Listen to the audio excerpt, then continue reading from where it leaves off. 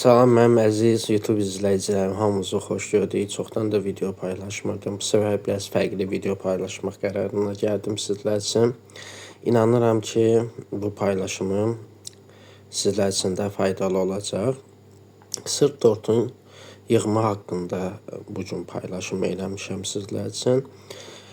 Tortumuzun təbii ki, yenə suallar olacaq. Suallarınızdan qabaq öncə cavab verim. Tortumuzun biskvitin diametri 27 santimetrdir. Onun resepti kanalımda var. 22 diametr, 30 diametr və s. hamısını öz çəkilişləri ilə belə geniş ətraflı danışaraq başa salmışam. Reseptlərdə videoda üzərində də qeyd eləmişəm və videonun danışa da başa salmışam. İstəyənlər girib baxa bilərlər. Videonun altında da linklərini qoyacağam. Və bu səfər tortumuzun həmişə kimi bilənlər bilir, mənim daimi abunəçilərim bilir ki, mən sırf tortların içini qaymaqlı kremdən istifadə edirəm. Və mənim ən sevdiyim tort içliyi qaymaqlı krem, banan, qoz, damla şokolad mənim ən sevdiyimdir və çox müştərilərimə də bu tort içliyini təklif edirəm. Razılaşanlar üçün də bu cür edirəm.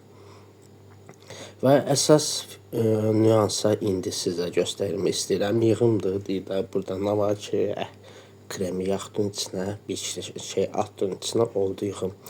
Yığımın da incə pik nöqtələri var. Hal-hazırda videoda gördüyünüz kimi tortun üst qatını həmişə çalışın. Üst qatını tortun içliyini yığanda ortaya salın. Və ya alt qatını ortaya salın.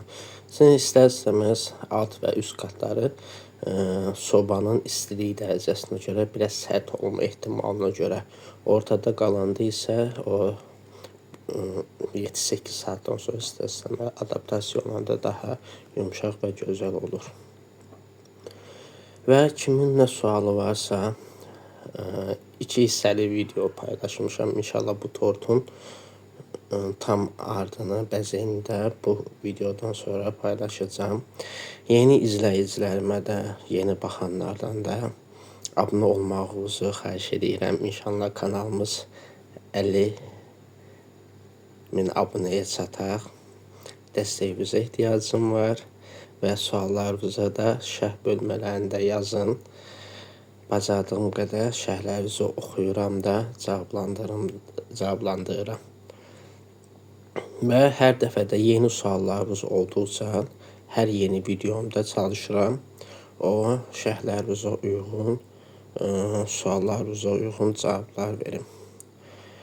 Və bu arada indi yadıma düşdü, bunu da deyim. Şərbətin hazırlanması kanalımda da var, baxa bilərsiniz. Videonu bəyənib abunə olan hər kəsə təşəkkür edirəm.